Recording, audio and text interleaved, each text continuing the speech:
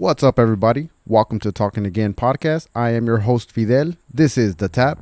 Thank you for tuning in, and please make sure and subscribe to the channel. And don't forget to click on the notification bell. You can also find the show on all your popular podcast platforms such as Apple Podcasts, Spotify, iHeartRadio, or wherever you listen. Let's get this show started. Yeah, Right. you know what? And I took Aikido before too, though. Oh, did you? But I didn't. I only took it for about a year. Uh-huh. Kendo, I did Kendo for about four and a half years. Okay. Yeah, you basically beat each other with wooden swords. Yeah. Nice. It's good. It taught me a lot. Yeah. I had to learn some Japanese because they don't teach in English. Oh, really? Yeah, there was only two non-Japanese in the class, me and another dude. Yeah. Luckily, he was a pretty good sized guy too, so we'd always pair up. Yeah. He's a white dude. Yeah. But everybody else was Japanese, Yeah. and they spoke in Japanese. And if you didn't catch it, that's too bad. I mean, they were really good. Headshot. Yeah, exactly. They were really big on keeping the sport pure. Yeah. I mean, like for us, right? Baseball, American pastime, right? Mm-hmm. Kendo to them in Japan, it's more than the pastime or the national sport. It's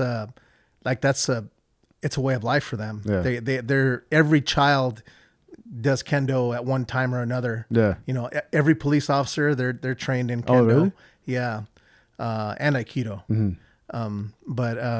And Kendo basically comes from all the way from samurai days, and all the drills and all the movements are based off of old samurai movements. You know, because you're holding a sword, but it's made out of bamboo. Right. It's not a real sword. Yeah. Like no one's really gonna die. Yeah, exactly. Yeah. But centuries ago, Yeah. they would use convicts Yeah. for target practice. You know, Oh, with swords. with swords. Yeah. And they would basically say, "I bet I cut that guy's head off in one swing." It's like, "Oh, really? I'll try it." And Damn. yeah, they're ruthless. Even during World War II, they would Yeah. use POWs as target practice. Damn. A lot of people focus, unfortunately, on the Nazis, right? Yeah. And they did horrific shit. I'm not going to say they didn't, Of course. but the Japanese were pretty bad. And I watched a lot of documentaries, Okay. and so the more you see is like, I mean, just horrific shit that they did to people and our people, Americans. Yeah. I mean, God, that was just a horrible time to be. God, it was just. I mean, we did some bad shit to people too. I'm not gonna lie. That fucking bomb, right? Right. Times two. Yeah. But you know what? It saved. If the alternative was us invading like mainland Japan, and they were guesstimating like we would have lost 6 million more soldiers. Yeah. Well, fuck. I'm sorry, but I'd rather lose the 2 million Japanese than no Americans. Yeah. Than 6 million of our guys. Right. It would have been a bloodbath, right? So, I guess it was necessary evil, right? But Jeez. I'm just glad Which one's I wasn't around then. Yeah. Can you imagine though? Yeah. I mean, fuck, I would be. Oh shit, we wouldn't go. We're too old. Yeah. But man, they were just kids. Yeah. 18 years old, guys going, landing on Normandy, right? D-Day. Fucking 18 years old, man. 6 months ago, they were probably just trying to get some action laid. at high school. Yeah, Yeah. yeah. Then 6 months later, they're landing in France trying to save the world. Yep. I'm glad they did it, Jeez. and that's why they're the greatest generation, right? Right. And they earned that name. Yeah. I totally believe in it. Can you just imagine being like not being there, just being at home, worrying about them, and not only that, worrying about if any kind of bombing over here or any kind of any kind of action. paranoia. Yeah, I mean, right. look what we did to the Japanese. Yeah. We sent them to internment camps. We see it a lot. My wife and I go to San Pedro a lot, and they have what's called the Friendship Bell. It's just like this big park area, and that whole area though, it's like rolling hills. Yeah. And they're actually hollow. They're bunkers, and they used to have these big artillery guns pointed out at the ocean because that's where the Japanese were if they were gonna come into America, into that. they were gonna come from that side of the coast, like from Hawaii. And that's so close to here, like my LA. God, I mean, dude, that's right. yeah. It is LA. It is. It's L.A. Yeah. San Pedro's part of L.A. Yeah. Right. Yeah. And those bunkers.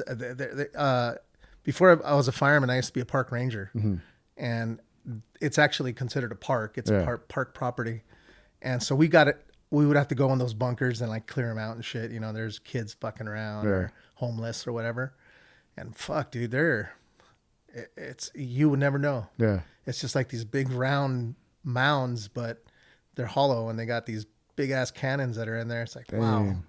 that's a time where, yeah, they Yeah. were waiting. I mean, at the water's edge, you know. Yeah. So yeah, it was a. I'm sure it was pretty paranoid being here, thinking like, shit, when are they gonna come? You know, Yeah. when's it gonna happen? Yeah. I do mean, you remember at all like the Russian scare? oh Remember? yeah, You know? absolutely, the Cold War. Yeah. Yeah, I Because remember. I don't remember. I mean, I remember hearing stories, but I mean, I remember when the wall fell. That, you know, Right. Berlin, Yeah, in right? Germany. That was huge. yeah. That was, man. I wish I would have been there. You know, just to be part of it. Yeah. Right. But yeah, that was. I remember the Russians were evil. Right. Yeah. Everything. I mean, how many of those movies were made in the 80s? Right. That Rush. All about it. Even now, they Yeah. have that show on FX, The Americans. Right. Exactly. I was watching that one for a long time, but yeah. I mean, it's just crazy. They're always, you know. I mean, they're always a superpower. You know, they're always the dark side. Yeah. I'm glad communism fell, because shit, man. They talk about having like just keep throwing people at it. Yeah. They're like, hey, fuck it. Keep going. We'll win eventually. yeah. We got more people than they do. Yep. And holy shit, that's not a, Damn. I don't know, man. I don't know if I want to be part of that army, Yeah. right? You know, It's a little scary when you start hearing all the stuff that's going on right now too, though. It's like, well, yeah, are we going they just back had to that this? big, they just said, well, I think it was a win for us, but I know Trump came out and they still had that. Right. Oh yeah. They killed the leader of ISIS. Yeah. I mean, forgot his they name, fucking bombed him back, don't even know. Baghdadi or something like that. Yeah. Baghdadi. Oh, Baghdadi. Yeah. Right. Yeah, Baghdadi was his last name. He was the leader of ISIS. Or was he? Yeah. Yeah. Yeah, they had the special ops go in there, and apparently he killed himself. He had a vest on, Oh. and yeah, hey, cool, whatever. Yeah. I mean, you want to have your 72 virgins? Go ahead, buddy. Yeah. Were you ever military? I was not. Yeah. I was not. That's probably one of my biggest regrets. Really? You in did want to life. go military? I'm I'm sorry. Hold on. By the way, this is my guest today. I didn't even announce you, dude. We just started talking. Yeah, no shit. My guest today is Lucio Andrade. Right? He's a fireman, but he's a jack of all trades. The guy does it all. I try. He tries. I'm sorry. So the military, you say that's your biggest regret? That was, I'd say so. Yeah, I mean, I feel like I'm a patriot. I love my country. So I always thought like, I should have defended it. Yeah. But I got on the fire department pretty young. Mm-hmm. So it took me a while. It took me I started testing with the fire to get on the fire department. I was still in high school. Oh, So wow. I turned 18 in high school. And as soon as I turned 18, I took my first test. Yeah. Matter of fact, my very first fire department test was at my high school. Oh. And I was like, it was on a Saturday. I was just there like the day before. Yeah. I'm like, fuck. Was it a physical test or like a written Both. test? Oh, okay, You take the written first. Yeah. And then if you pass that, they'll call you back for a physical. Yeah. And then, you move on the process. And Yeah. it's a long process. You have a physical, and then you have an interview, and then you'll get called back for another interview, and then they'll start your background.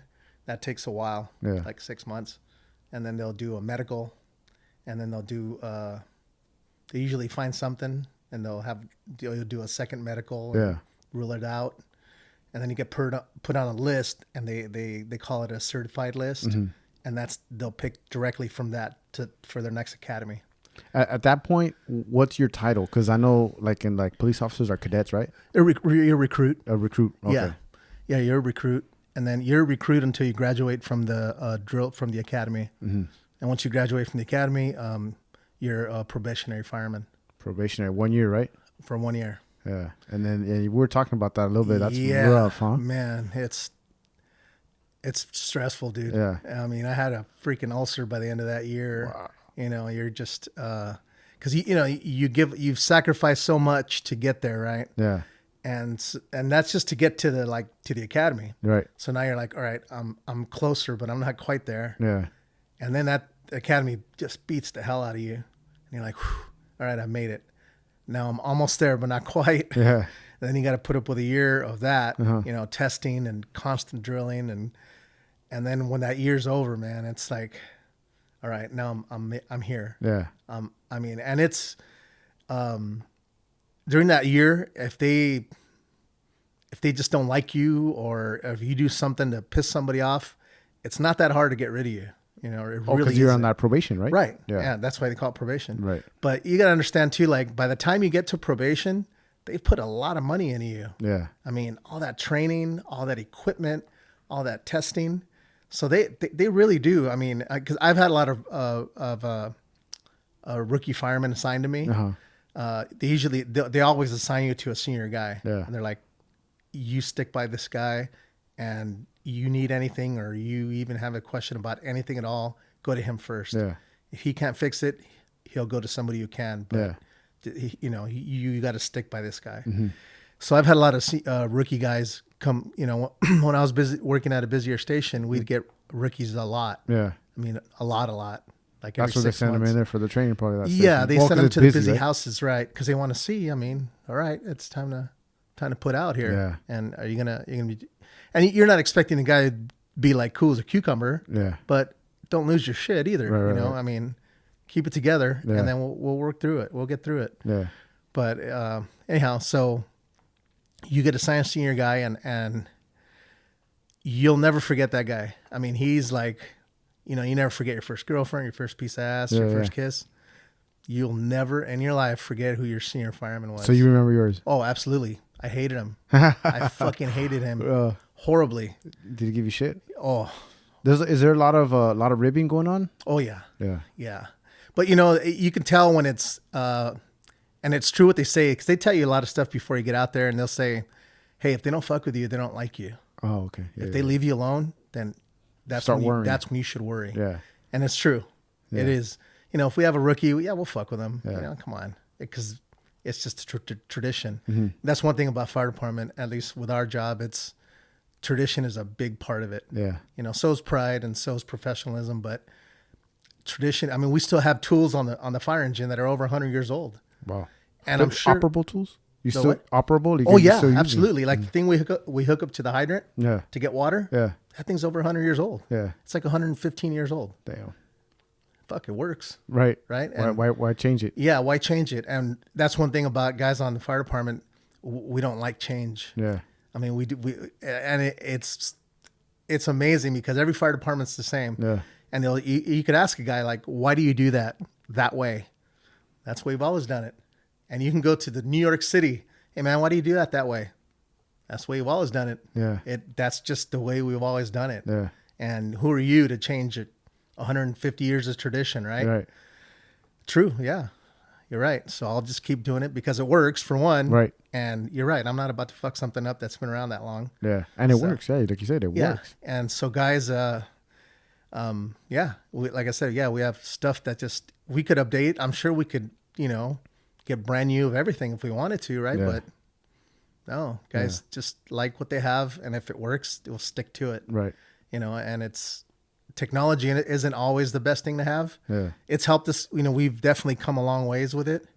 But, like when I got hired, when I came on the job, we didn't have, GPS on the trucks? oh, hell no, dude. We didn't have any. We only had one radio. Yeah. Only the Shit. captain was the only one with a radio. He's on the other end with the Thomas guys? Dude, you know how fucking dangerous that is? Yeah. If I got caught somewhere, and guess what? If I separate from my crew, I might as well just start yelling.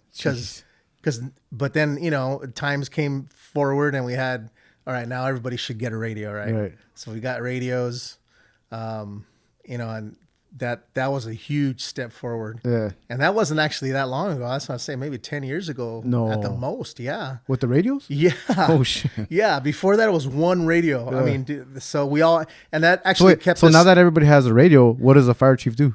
the captain, you Yeah, mean? oh, okay, yeah. Well,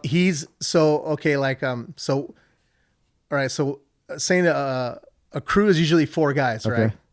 And the guy who drives, he's in charge of the equipment and the actual fire apparatus, the engine, Okay. and to get us water. He stays with the fire engine. That's his deal. Yeah. So we need a tool, we need hose, we need whatever. That's his job. Yeah. The captain and the 2 firemen, they're the ones who are going to go and they're going to stretch your hose and they're going to go inside the burning building and put the fire out. Yeah. So if I need to talk to the captain and he's like not around, I can get on there. And so he's actually got two. Yeah. One to talk to the chief who's in charge, and then one to talk to us. Yeah. And so one's called the command channel because the command is the chief, and the other one's called the tactical channel. He just talks to his guys or whoever's assigned to him, right? Right.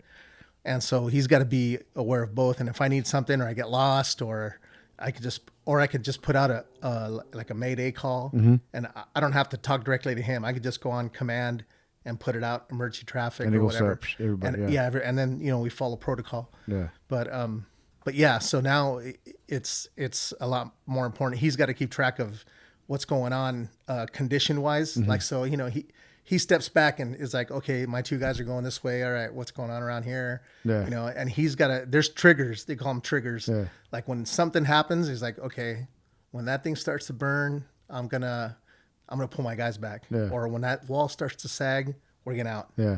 There's a trigger. He's a quarterback. Yeah, basically, right? And so, and he's got to make that call. And a lot of times they'll leave that up to the senior guy because he's in further, right?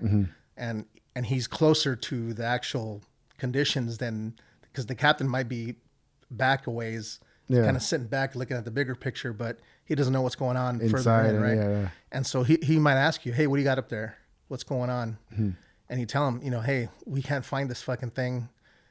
Zero visibility. It's getting hotter. They need a vent. They need to get up on the roof and punch a hole and let some of this shit out. Yeah. Or, I'll look for a window, try and pop out a window and get some of that heat out. So, we'll communicate. But yeah, a lot of times, or if we have a brand new captain that's inexperienced, it's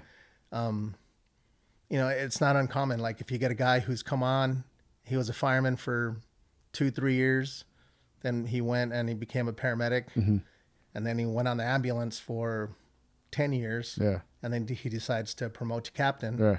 Well, he was only a fireman for 3 years. Right. What kind of experience do you think he has? I mean, he'll run the hell out of a medical call, fine. Yeah. But anything else is like, oh shoot, haven't done that since the recruit academy, right? Yeah. That's when he'll rely on the senior guy and say, hey, what do you think? Yeah. And it's like, well, shit, you're in charge. No, I won't tell him that. I'll give him Are you a senior rank? Is that your rank? Senior? Yeah, I'm a senior guy now. Senior guy. Yeah, I got 27 years. 27. I was thinking 25, but okay, 27. Yeah, 27. So, there you go. Yeah, so most of the guys I'd work with, I've generally had more time than them. Yeah. And just because you have time doesn't mean you're necessarily experienced though either. Yeah. You could have. It depends where you spend your time. Right. So now you did say that you started off in a lot busier. Right. So now was it more just chill? Oh yeah. A lot more chill. It's like basically they put you out to pasture. Oh. For one thing or another, like injuries or. You get banged up. Yeah. There's of course, right. Yeah, you do. You take a beating. Is there a life expectancy on firemen? There is. You mean guys like when we retire type thing? Yeah, like just for example, like a running back in football, you got 3-4 years and then boom, right? There. I mean, I want to say there's like an expectancy. So I've been a fireman my whole career, right? I didn't promote, so I had to definitely be aware. I think I've taken more of a beating than average. Yeah. Because a lot of guys 27 years, yeah. Well, yeah, that and because I didn't promote because once you promote like to engineer, for example, the guy who drives, that's a lot less taxing on your body. Right. Yeah. And also even being a captain, yeah, you're in charge of more, but you're not one stretching hose. You're not the one forcing doors. It's not as physical as. Yeah, you're like, hey guys, take care of this. Yeah. But in my case, I've always been a fireman, so it's definitely added up. I mean, you get bumps and scrapes and burns and broken bones. You get banged up. Yeah. I mean, I got scars to prove it. I'm sure. And my poor wife, I mean, she's seen most of it, I'd love to talk to her about it. How does she feel every day, every night you go out? And not like the worrying that she I mean, I'm sure did it take her time to kind of get used to all that? I think especially initially, like when we just got married, and unfortunately when we just got married, it was like a really heavy wildfire season, kind of like the way it's starting off now. Oh yeah, wow. And so I think we'd been married like less than a month or something, and I'm like, man, they're going to send us out. I don't know when I'll be back. Yeah. All right. So they sent us out. I was gone for like 2 weeks. Damn. And she's watching the news. And of course the news makes it like hell's coming, right? Of course, right, yeah. And she's, sitting at home crying. And, I no, can't. no communication with her? Well, we're out of cell service. We can't even. Yeah. Once in a while, we'll come back into town like every other day. Mm-hmm. And that's when guys got to like, hey, man, I got to call home, Yeah. Or actually, you know what? One of our chiefs had a satellite phone. Oh, okay. And he's like, hey, you guys want to call home? Yeah. But yeah. So I would call like every third day, and just, hey, we're good. We're just tired, but, nobody's hurt. We're all right. You don't really get too in depth with it. That was back in the day when we were forced to memorize phone numbers. Yeah. Oh, yeah. Yeah. Because now it's like, hey, call your mom. Like, she changed her number. I don't remember what it was. Exactly. You just look for the contact, right, and hit go. Yep. Yeah, you're right. Yeah. Yeah, you're right. I think I don't know if we had cell phones then. I might have had a cell phone. Yeah, man, but I'm sure they were around, but we got into like the smartphones pretty late in the game. Yeah. It was I had a flip phone for a long, long time. Yeah. Man, I remember getting my very first phone. It was like one of those flip phones. Yeah. And I just wasn't used to having a phone, and I was still like when I see a phone booth, I'd pull over like, oh, dumbass, you have a phone in the car, So I mean, because I remember initially, like in the 80s, they showed those like New Jack City, those big ass bricks, right? Big ass batteries and a big ass phone. They had a bag for a battery. Yeah, remember the bag? Yeah, it was like a bag, right? Yeah. And then it looked like one of those big old, like a satellite phone, like those. Exactly. Yeah. It looked like a sat phone. That's crazy. So you come a long way. Yeah. So I used to carry my beeper around for a while. Until when I had my cell phone and a beeper, and I'm like, I still pay for this shit. I gotta wait till the contract runs out. I'm still sending code messages. You remember those code messages? Yeah, that's right. Hold them upside down. You can read them. So dumb, dude. So you did. We talked a little bit about the firefighting.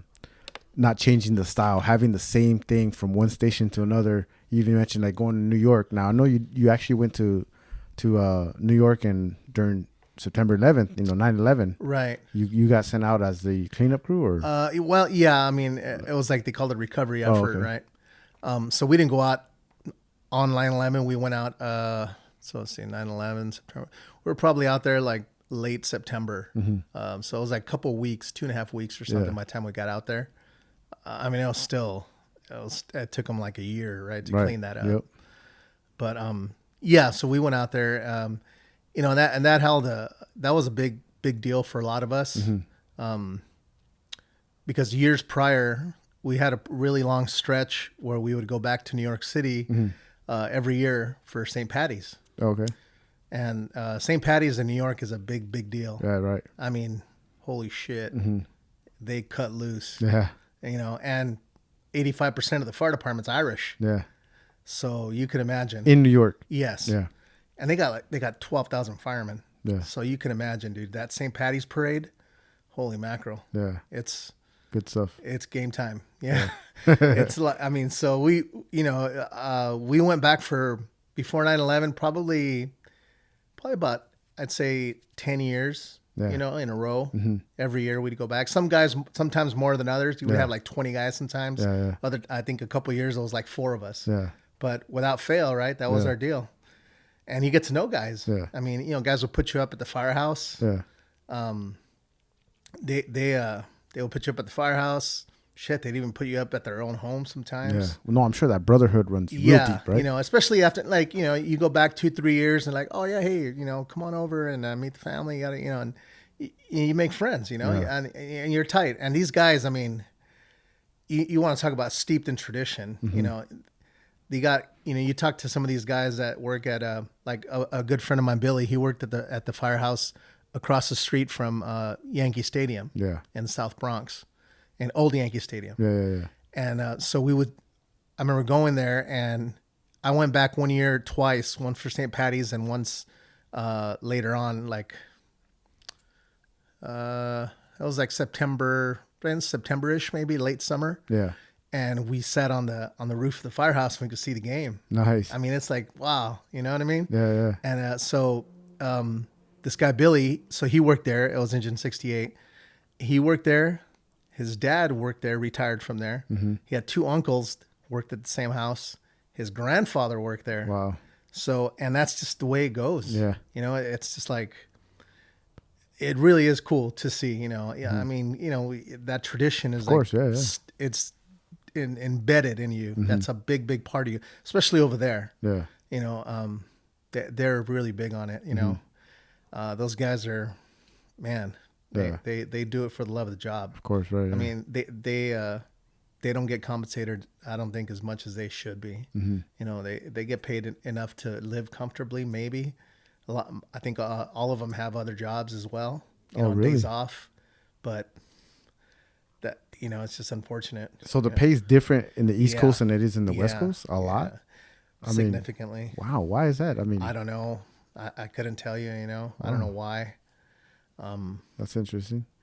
Yeah. I mean, cost of living down here is pretty expensive, but Right. shit, New York City, Yeah. it's higher than here. Of course. Yeah. But, you know, none of them live in the city, though. yeah. They all live. Well, they you can't know. afford it. No, hell no. Yeah. Yeah, I think I did talk to a few guys, like the younger guys. There'd be like 3 or 4 guys living in an apartment in Manhattan. Yeah. And it's like a studio, 1 room, Yeah. 3 guys, and it's like $4,000 a Jeez. month. Yeah. It's like, I mean, man, you know? So yeah, nobody lives in the city, but that's where everybody comes to do their thing, you know? Yeah. Yeah.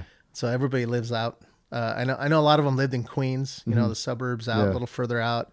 Some lived on Staten Island, you know, just like regular neighborhoods. you know, Yeah. working class guys. These are the people that save your lives, man. And Yeah. They have to. Yeah, and he's a plumber on his day off, you know, Jesus just because he make ends meet. yeah. You know, and man, you talk to some of those guys, and it's very humbling, you know, when they talking a lot of those guys, like what they do and the calls they've been on, and the you know, the things they've done. I mean, it's like shit. Jeez. Yeah, you come back, you're like, man, we're pretty spoiled. Yeah. You know, you feel it's very humbling. Yeah. Yeah. You know, it really is. Yeah, you can't say enough though, good things about those guys. They're really, I mean, the brotherhood thing. It really is embodied there. It's a big part of it. Yeah. You know, and so leading up to 9/11, so 9/11 happened, and you know, you show up, and you're like, fuck, you know, there 50 guys are gone that I knew, and good friends. Yeah. You know, you've gotten shit-faced drunk with each and every one of them, every St. Patty's, you know. Been a few weddings, you know, baptisms, first communions, and now they're gone. It's family. They're gone. I mean, not even gone, more than gone. There's not even a piece of them left. They're missing, but you know, they're dead. Yeah. You know, and it's one of those things where it really was, it took a long time to set in. So we went back that year for the recovery effort. And then we went back again, probably, we went back like 3 times that year just for funerals. Yeah. You know, mostly funerals. Services and all that. Services, yeah. You know, when they would find, they found a lot of guys in groups. Basically, they stuck together. Yeah. Yeah. So when they would come across like an entire company of guys, you know, we'd find out or whatever, and we'd try and make it out there. Yeah. So, Damn. so yeah, it's one of those things, you know, and yeah, You know, going through all that training and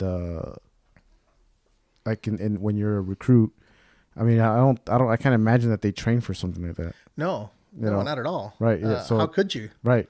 Right. How was it? How are you able to like just Process it. process it. You just, you know, work through all that. You know.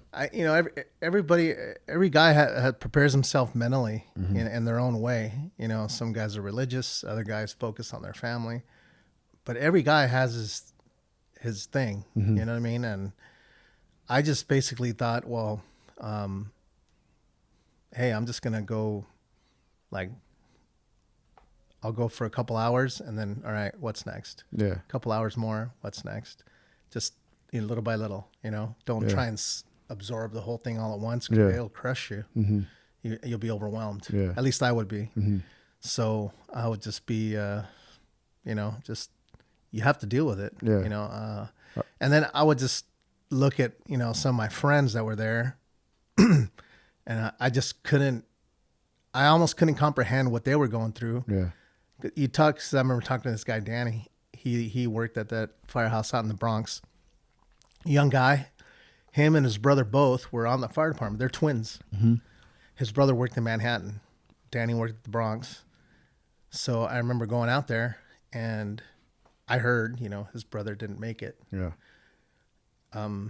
His dad also retired from the job. Yeah. So, he chit-chatted, hey, sorry about that. And he's like, I said, how's your dad doing, He's like, well, yeah, he's getting by, Yeah. So he said when it happened, so 9/11 happened, he was working that day, so he ended up going, but they were like, way back. I mean, it took them a while to get there. Yeah, right, from the Bronx to Manhattan. Yeah. And because they had the, other stuff going on in the city as well. The city didn't stop. No, of course. There's threats everywhere. Right. Yeah. And just regular life going on. There was fires somewhere else and, medical calls and stuff. Yeah. So it happened. And so he said his dad called him as soon as he heard. Mm-hmm. And he said, I'll meet you downtown, meaning Manhattan. Yeah. And he said, your mom told me to go get you and your brother. Mm-hmm. And he's like, where's your brother? He's like, I don't know, Dad. We're headed down there right now. Yeah. Like, all right, I'll meet you on number 10. Number 10 was across the street from the World Trade Center, the firehouse. Mm-hmm. And so he's like, I'll meet you there at number 10. It's like, well, we don't know where we're going to get assigned. I'll let you know. He's like, all right, I'm going to go there. Mm-hmm. So his dad goes there, and they end up hooking up later. He said like the next day. Wow. And he said, he's like, I can't go home without your brother. Your mom told me, if you don't find him, don't come home. Oh, shit. Yeah. And she told him, go get my boys. And so they end up finding Danny's brother. I want to say it was 3 days later. Mm-hmm. It was within that week. And so that's when he went home. So he didn't go home without him. Until he found him. Yeah. Him and Danny both. Yeah. Once he got relieved, he hooked up with his dad, Mm-hmm. and he's like, all right, let's go find your brother. Yeah. Or what's left of him, Mm-hmm. So I just, something like that, I just couldn't stomach. Jeez. I mean, yeah. And then you talk to other guys that there's one guy who he's, over there they have more guys. So like they'll have 6 and sometimes 7 guys to a fire engine. Crew. Uh-huh. And so the next thing you know, there's only 2 guys left out of that entire crew. Yeah. It's like, I mean, I wouldn't know how to process something like that. You know what I mean? Yeah, that's your family. These are all your family members. The people that you live with, that you break bread with, and I mean, they literally seen you, go on your first date with your wife, your first child, baptism, wedding. Yeah. They've seen it all with you. Mm-hmm. You want them there with you. Yeah. And now they're gone. And they're completely gone. You don't even have anything to mourn over, Yeah. right? You can't even find some of these guys Yeah. anymore, right? They had they'll find like a piece of a helmet maybe, or a piece of a coat, Yeah. something, right? And DNA, Mm-hmm. they would link up the DNA, but Right. yeah, the closure was a big one, I think, because they didn't find every single person. Yeah. So That's- I just, a lot of those guys suffered for it. Mm-hmm. They had, survivor guilt and suicides. Unfortunately, since then, I think suicides has become a big problem. in the department. Yeah, Mm-hmm. and the fire service. Mm-hmm. Yeah. I think within the last 4 years, Yeah. it's been significantly increased. Wow.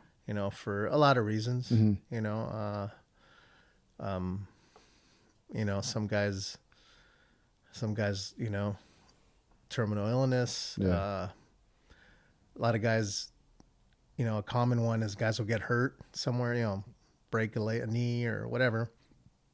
They get rehabbed and they get hooked on opiates. Oh yeah. And then that leads to addiction, Mm-hmm. right? And that leads to depression and, Yeah. Family life is probably suffering. You've been out of work, you want to go back, and you It end just up all doing comes it. crashing down. Yeah, exactly. Yeah. It just basically everything kind of comes down on top of you, and Mm-hmm. the only way to get some relief, you think, is that. And yeah, you'll get relief. Yeah. But who's gonna left pick up the pieces? Yeah. Right? Your family? Mm-hmm. Your brothers at the station? Yeah. That's not right. Yeah. That's a coward's way out. Mm-hmm.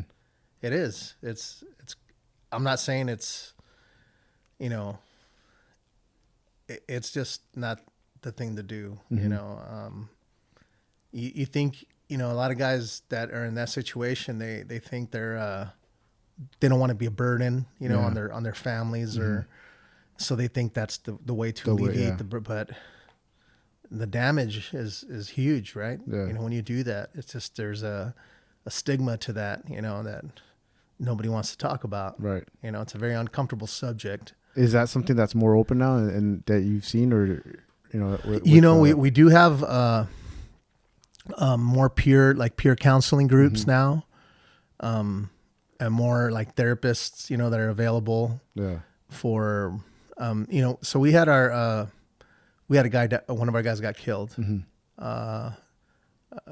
It's been a little bit over a year now, year and a half. And he's the first guy we've ever lost, like, that's been killed on duty. Yeah. So that was huge for us, because we've never experienced that, you know. We've had a lot of guys that have, you know, died one way or another, like, oh, you know, had a heart attack or cancer or things like that. But never like line of duty. But right. And he was, you know, he still had plenty of years, and he had probably 15 years on. Yeah. I think. Yeah, 12 to 15. Yeah. Shoot, I remember him as a recruit. But so when he ended up getting killed, it hit us like hard. Yeah. And, you know, he was very respected, and he was a loved guy. Yeah.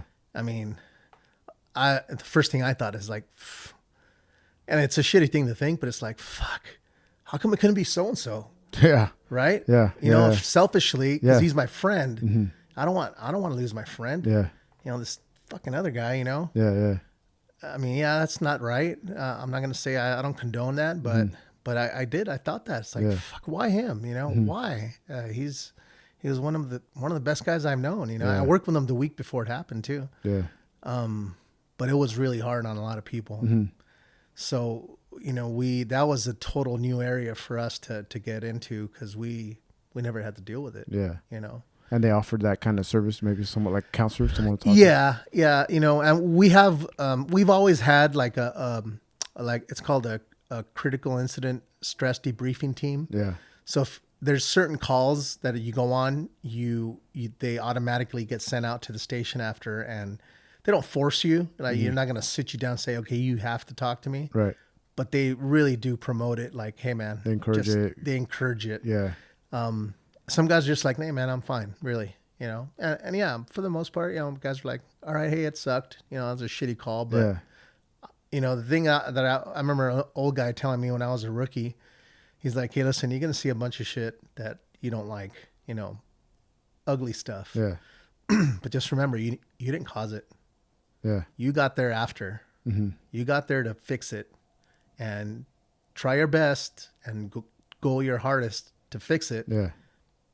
But that's all you can do. Mm-hmm. So just remember, you didn't cause this. Mm-hmm.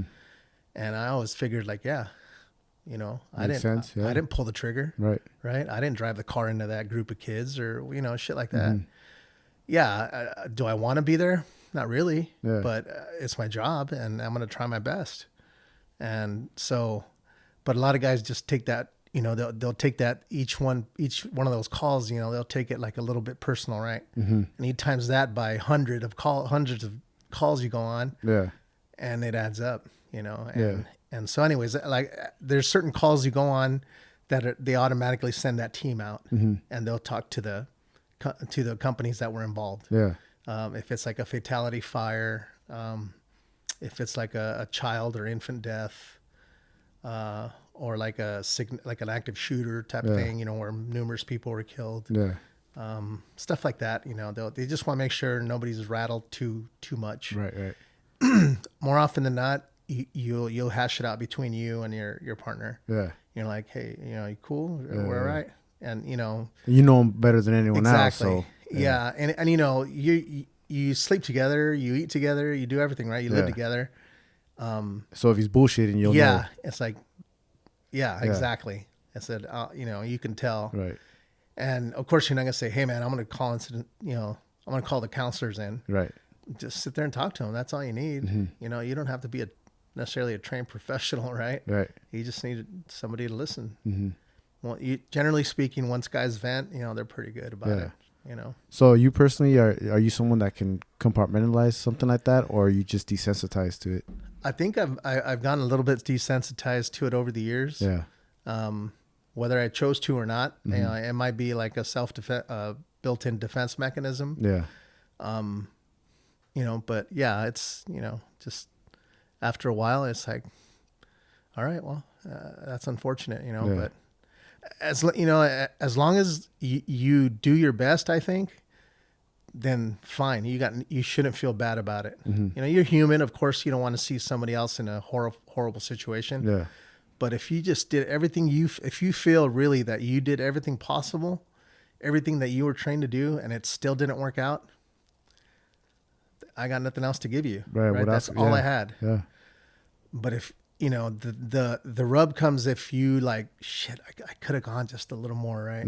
If you were, and that's what'll get you. Yeah. And I could see that. Mm-hmm. That's easy answer, just go hard every single time. Yeah. And you'll never have to deal with what if. Right. Because I was actually afraid of those calls where like, I never wanted to have a what if call. Like if I got like, what if I would have done this? Or what if I would have just gone a little more? Or what if I would have just pressed a little harder? I never wanted that because I would have felt like, shit, that could have made the difference, right? So I'm like, well, just go as hard as you can. And that's it. Yeah. That's all you have. And that's why you've been a fireman for 27 years. Basically, and unfortunately I paid the price, it adds up, right? Yeah. Mentally, the wear and tear on you. Oh yeah. But I wouldn't give it up for anything in the world. I love it. Well, it definitely sounds like you do. Yeah. So I always considered, like I said, I was a busy house for a lot of years.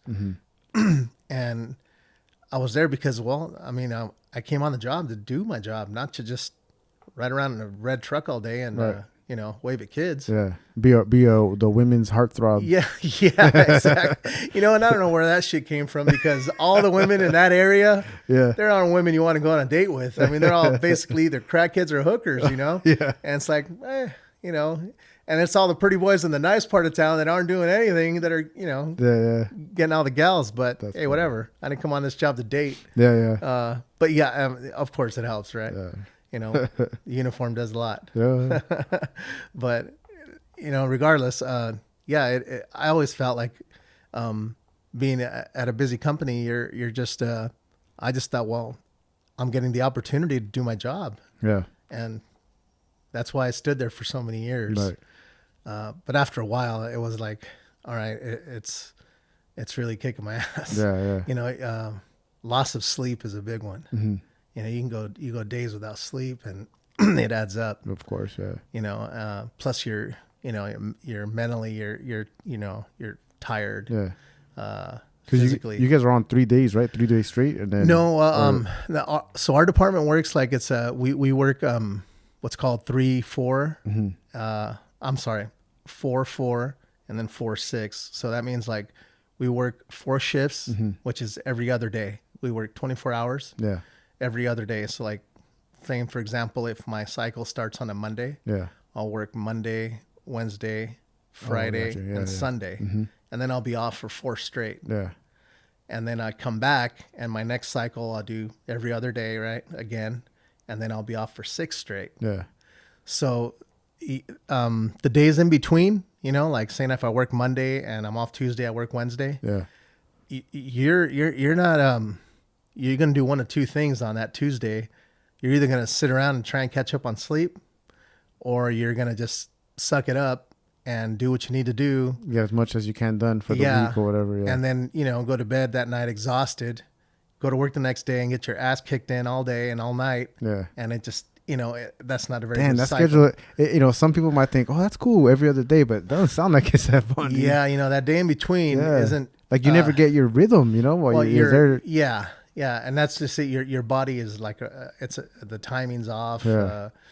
sleep is it's not a need to have. It's a you'll get it when you can. Yeah. But don't count on it. Yeah. And even then, when you get sleep at the station, it's not very good. Yeah. So and that causes a lot of other issues. It just breaks you down. Yeah. One of the biggest torture techniques they have, even like NSA, CIA, military, sleep deprivation. That's one of the biggest things that they say always gets what they want. Information. You just don't let the guy sleep. And he'll talk. Yep. And it works. Oh yeah, I believe it. I used to say, man, you know what? I'll sleep when I'm dead. I said that all the time when I was younger. Yeah. I'm 38. I'm 38 years old now. Now I'm like, man, I should have took advantage of that sleep. Yeah. Man. Well, I mean, come on, man. You're in your 20s, even 30s. Yeah. Like, fuck, sleep, right? Whatever. And when you're in your 20s, you can, right? Yeah. You go 3-4 days and you're like, I'm a little tired, but I'm all right. Yeah. I'll tell you what, I go 3-4 days now without sleep. I'm a mess. I'll be, I'm just a wreck, but I believe it. So that's just the name of the game, right? Yeah. Older you get, the more you need it. Yeah. So you've gone through some shit stories that with fires and fucking what you just said, a truck running into children and shit like that. Like, you've seen all this crazy stuff, but what about some lighthearted stories? Ever get a call where you're just like, what the fuck, and then just lasts for days? Can you tell me about one of them? There's a lot of those calls. I mean, so our city's broken up. We're pretty fortunate, and our city's pretty diverse. Yeah. And we have a pretty big ghetto in the middle of the city, and then we have another larger ghetto up like in the northern part of our city. Yeah.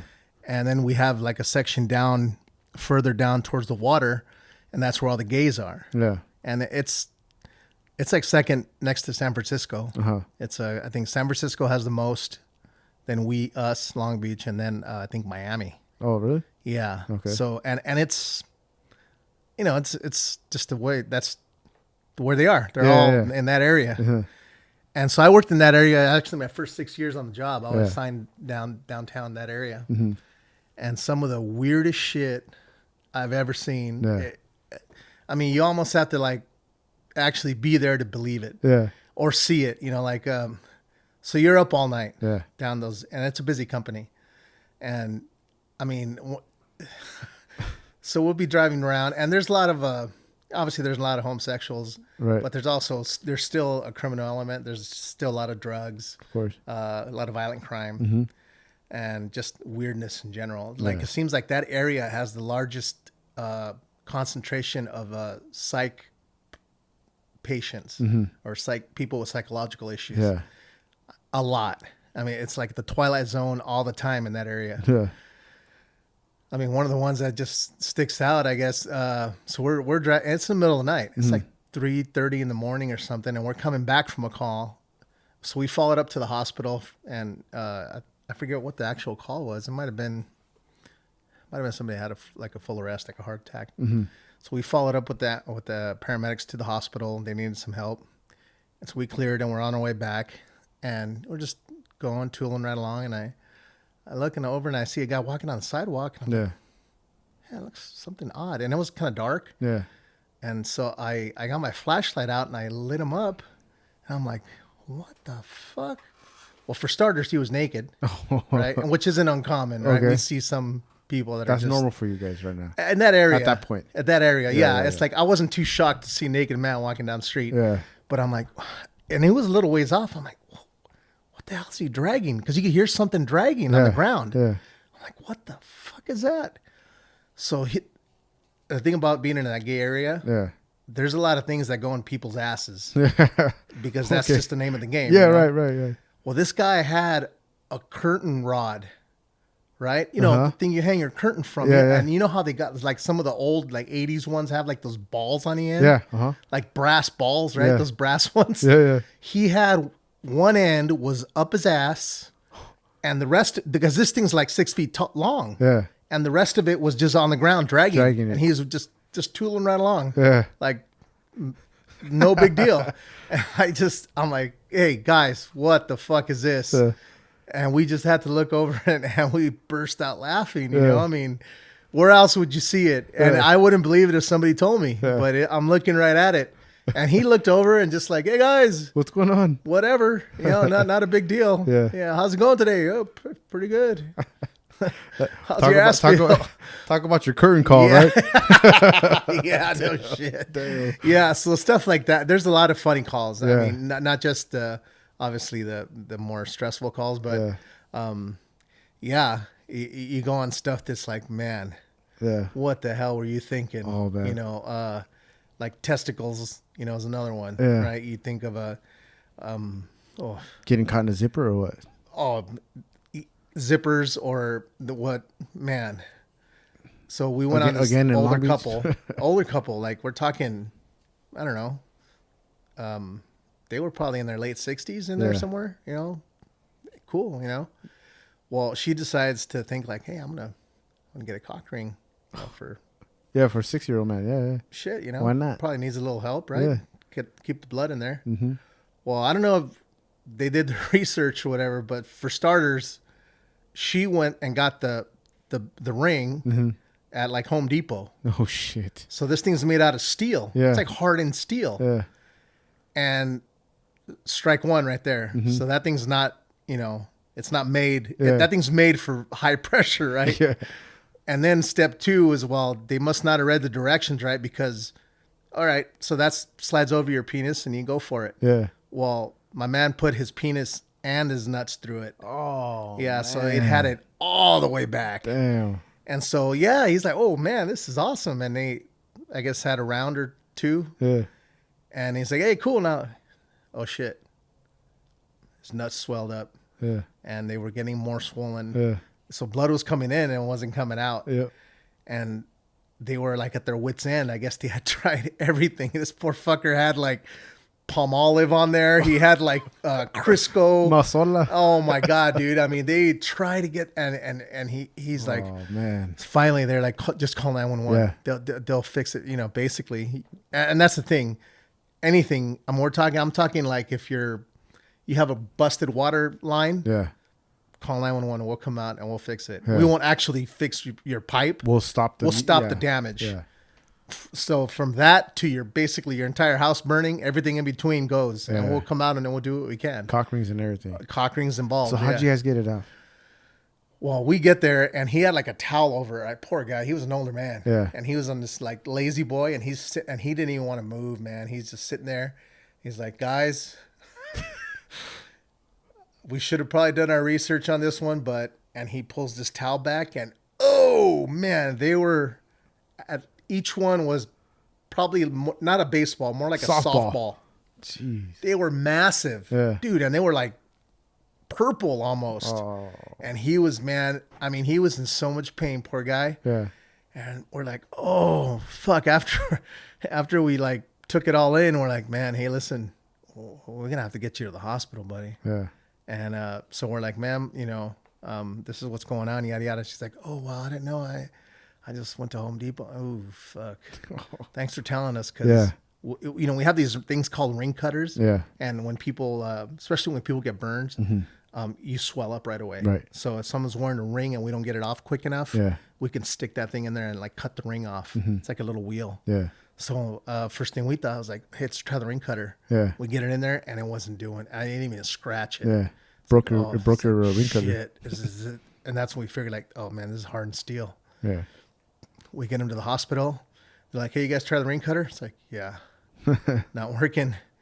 And we're like, oh my God, what do we do? So we have to call the, what's the guy that works in the morgue, the medical examiner. The coroner. Oh, okay. Yeah. Yeah. And we're like, hey man, you got one of those like little rotary zip things that you use to cut people's chests open? Yeah. It's like, yeah. You know, he's like, you think we'll borrow it? Cause we got a guy upstairs. He comes up and fuck, it wasn't working, dude. Oh shit. We're like, oh my God. We try to get some bolt cutters in there. Yeah. And it was like pinching him, you know, like so we're like, fuck. So finally we ended up calling a ladder truck and they have all kinds of tools on there. Yeah. And they have a similar little zip, like a thing that spins really fast. It's got like a diamond blade on it. Yeah. And it cuts through basically anything. Yeah. but the thing is, you have to cool it, because it gets hot. Yeah. And you're like right up against his nuts, dude. Oh, So man. one false move, Yeah. and that guy's gonna Talk about a fire. Yeah. So, long story short, I was the guy holding the IV, and we're dripping water on it. Mm-hmm. And there was another guy, basically the newer guy. Mm-hmm. He was like holding his nuts back. The newer guy. Yeah. The rookie. Hey, yeah, got a Got a job job for for you. And then so the guys on the ladder truck just very slowly cut it like little by little. Yeah. And we ended up getting it off. Oh, man, poor guy. His nuts were pretty big though. Oh, man. That's a pretty big set of balls. Yeah. Yeah. So yeah. What a trip on that one. Dude. Yeah, poor guy. Oh. I don't think they messed around with any hardware after that. Probably not. Yeah. But man, they had their one one time through right there, huh? The last hurrah. Hey, yeah. Let's end this podcast here with that story that you told me, man. You told me the story years ago with this lady that didn't speak any Spanish or didn't speak any English, and you had to translate for her. Oh, the grandmother? Yeah. Oh, dude. Please tell that one. And then we'll sign off. Oh, shit. Well, just to give you the layout, Yeah. the guy who is the captain that actually said those words, Yeah. he's our fire chief now. Oh, really? Yeah. He's like the main man. So we don't have to say his name or anything like that. No, he's a Okay. good friend of mine too. Okay. So I'm not going to throw him under the bus No, like no. that. So, all right. So But you're get- okay. You're okay telling the story though. Oh yeah, I'll tell Okay. a story. That's fine. But all right, so we get we get a lot of medical calls. Like 70%, 65-70% of our calls are medical. Yeah. At one way or another. Grandma's not feeling well. She had like a bad tummy or something, Mm-hmm. and so they they're concerned and they call 911. We get there, Spanish speaking family, Yeah. and her grandchildren, they're grown. It's like 6 men in there. Yeah. And they're all concerned, she's like the matriarch, Mm-hmm. and she's just this small little old lady. Yeah. And so we have to do what's called, the first thing we do is called an assessment, when you get all the basic information from the patient, but you also, that also tells you their level of thinking, right? Okay. Yeah. And tells you like if they're kind of with you or not. Yeah. Coherent or not. right? Exactly. Yeah. Yeah. And that kind of leads you to which direction the call's going to go on. Yeah. So we were in there and talking, and so the captain, which is now the chief, he knows, I don't know if he knows more Spanish now, but I think his Spanish at the time was maybe marginal. Yeah. So we were talking in Spanish, asking her, what's the problem, what hurts, this and that, Yeah. medications and stuff. And he just kind of decided to step in and asked her, senora. And we were there, waiting, like he was talking to her. He's like, senora. And she's surrounded by her grandchildren. Yeah. Yeah. So, cuando la última vez que surraste? And, dude, her fucking her grandchildren wanted to basically slap us for talking to their grandmother that way. I mean, he basically asked her, surrar is like what an animal does. Yeah. Yeah. I mean, so he basically asked said like, hey lady, when's the last time you exploded in your pants? Yeah. I mean, it was Yeah. just the most vulgar way of saying it. Yeah. And man, we had to settle everybody down. Everybody got worked up. Yeah. Even she was like, ¿Cómo hablaste así? Man, cochino, fucking salvaje. Savage. I couldn't, and of course, there was 4 of us in the room. Yeah. And 2 guys immediately, when he said surrar, out the door, because they were laughing their ass off. Right. And as I was talking to her after that, I couldn't help but chuckle. I mean, fuck, dude. Yeah. That's a fucking funny time. Yeah. Did not go over well. No. She thought, hey, he's laughing at me because I'm fucking shitting my pants. And it took some smoothing over Yeah. after that. Yeah. Did he finally learn how to say bowel movement? Well, he ended up promoting, so he doesn't have to do that anymore. Yeah. So like I said, he ended up moving up the ranks, and he's a good chief. He's a really good chief. We worked at neighboring companies for a lot of years together. Yeah. So I've seen him on a lot of our a lot of like significant calls we'd had, and he was awesome. Yeah. He really was. As he was a great captain, and he's a really good chief. He Nice. looks out for us very well. But yeah, That's Surar, cool. Surar. Captain Surar. Oh man, that's cool. I had a whole bunch of other stuff to ask you, but Oh man, I'm sorry. We're running out of time. Oh shit, did I drag on a little bit? No. This is great, bro. This is perfect because we made time for part 2. Oh, okay, So perfect. we can do a part 2 later on. Oh, right on. We'll revisit, and then we'll do another one for sure. Yeah, that'd be cool. But, I don't mind. yeah, man. I don't mind sharing. It sounds like you're being a firefighter is what you love to do. You're passionate about it. We talked about this. Sure. You know, not too many people get to say that they get paid to do what they love to do. Yeah, no, I'm very fortunate in that way. Like I said, it wasn't easy to get there. Yeah. I took a lot of tests. I mean, I wish I could say I only took 2, 3, or 4. Yeah. I took closer to 30. Wow. I mean, and not just around here. Mm-hmm. I went all over the country. Damn. I went, you name it, man. I went Written and physical tests, just both. I mean, I went. So and at the time, I was I didn't have any. I was pretty poor. I'm living on my own. Yeah. Barely had 2 jobs, going to school. So, like for example, I took a test in Spokane, Washington one time. I can't just hop in. For starters, my car wouldn't have made it up there. Yeah. So next thing you know, I'm spending 40 hours on a Greyhound to get up there. Dang. Fuck, dude, what a trip. Yeah, so like, I tested in Washington, Utah, Colorado, New Mexico, all over California, Oregon, Chicago. Yeah. Never tested in New York. Actually, at the time they had an age limit. Mm-hmm. I didn't go out there. Where else? I didn't really go to the Midwest. Texas. Yeah. I went all over. Yeah. Idaho, Utah. Yeah. I took a lot of tests. Yeah. They definitely try to break you. It's a matter of life and death when you're out there. So yeah, no, it's like you gotta break this guy now before he gets out there. I mean, right? you got to see. I guess, are you going to keep trying, or are you going to say, "Hey, I tried and that was it"? Yeah. See, and in my case, I almost did, which I'm not advising anybody to do. Take this game plan, but so I didn't have a backup. Yeah. I mean, I was going to be a fireman somewhere, anywhere, but that's what I was going to do. Yeah. So I didn't have like, shoot, I'll just go into real estate, or you know what, I'll go to school for respiratory tech or something. Yeah. If this doesn't work out, right? I didn't have that option. Yeah. I was like all in. Yeah. And I'm like, I'm just going to keep testing. It's going to happen. And it did. Yeah. It did, obviously, but it took a while. Yeah. It took a lot of tests and a lot of, you make the list and they hire 4 guys and you're like number 6. You're like, shit. Damn. But whatever. You just got to keep pressing on. Yeah.